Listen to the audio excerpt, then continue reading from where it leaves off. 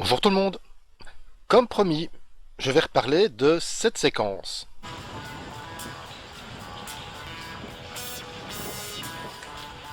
Allez-y madame. Oh, nom de Dieu. Désolé, je savais pas, je vous ai pas vu freiner. Mais tu m'as pas vu freiner. Et attends, je vais quand même vérifier si j'ai pas de dégâts mon corps. Oh, je vérifie si j'ai pas de dégâts. Délit de fuite mon gars. Devant la police. Putain. Allez, hop, c'est parti, on va le rattraper. Merci, désolé hein. Alors, on va faire une petite pause et passer sur les images arrière. Déjà, pour montrer qu'il ne respecte pas ses distances. En tout cas là ça va encore, mais après il va me coller fort et du coup effectivement, pas de main sur les freins, il va être surpris par mon freinage. Et je pense qu'il y a un risque qu'il ait touché le dérailleur, c'est pour ça que je m'en inquiète. Et mention bravo à la police de Namur, bravo pour la réactivité les mecs. Non mais changez rien surtout, c'est magnifique. Je ne comprends même pas qu'ils ne réagissent pas. C'est déplorable.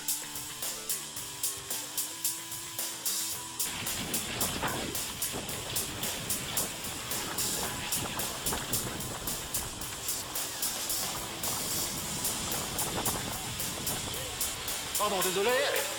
Hé, coquin! Alors certains en commentaire se sont offusqués de mon comportement là pendant que je poursuis le cycliste, à raison d'ailleurs, et aussi de mes réponses qui étaient plutôt en mode j'envoie bouler tout le monde entre guillemets. Et ça s'explique parce que à ce moment-là, je subissais une vague de harcèlement, clairement, de plein de rageux qui sur Facebook, je recevais entre 200 et 400 notifications par jour, donc de commentaires par jour haineux de ce genre. Ce qui n'aide pas à prendre de manière cool et zen la moindre critique. À un moment donné, on a tous nos limites et là, clairement, j'en avais juste plein les bottes. Par contre, j'aimerais revenir sur la séquence et l'analyser.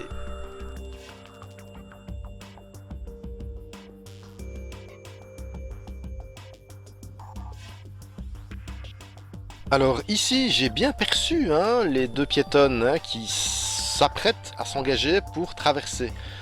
Normalement, effectivement, idéalement, et par rapport au code de la route, je suis censé leur céder le passage. Mais j'ai remarqué aussi, donc sur le même temps, la voiture et le camion là au loin, et donc je sais que si je m'arrête maintenant, il va me falloir attendre beaucoup de temps pour pouvoir passer, et j'ai peur de perdre la trace du cycliste. Et donc, sur l'instant, je décide de continuer. Pardon, désolé. Et pareil ici, je décide de passer derrière la famille plutôt que devant. C'est la façon la plus simple et la plus logique de reprendre une trajectoire normale. Mais encore une fois, je ne cautionne pas ce que j'ai fait, ce n'est pas cool. Donc oui, je n'ai pas donné un bon exemple et ce n'était clairement pas la chose à faire, même si je poursuivais quelqu'un. D'ailleurs, en fait, finalement, sur le moment, j'étais très surpris de l'avoir rattrapé aussi vite. J'aurais très bien pu effectivement rouler beaucoup plus calmement et respecter le code de la route pour le poursuivre, et j'aurais fini par le rattraper aussi. Mais ça, effectivement, c'est l'expérience qui me le montre et qui me le prouve. À ce moment-là, je n'en savais rien, je n'aurais pas pu le savoir. J'avais vraiment peur qu'il me sème et que je ne puisse pas le retrouver. Et ce genre de décision, j'ai dû le prendre sur l'instant. Maintenant, je sais ce que je dois faire et clairement, je n'agirai pas de cette façon-là. Et je remercie ceux qui, dans les commentaires, se sont offusqués de ce comportement.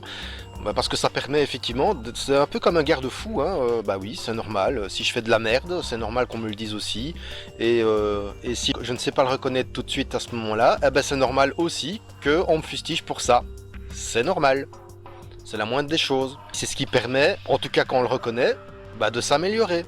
Et cette vidéo, l'originale, n'est plus en ligne, donc il n'y a juste plus que cette séquence-ci maintenant, mais pour d'autres raisons. Clairement, c'était pour faire en sorte qu'une personne qui apparaissait sur ma chaîne n'y apparaisse plus. Parce que je me suis engagé à enlever la vidéo. Allez, bonne route tout le monde!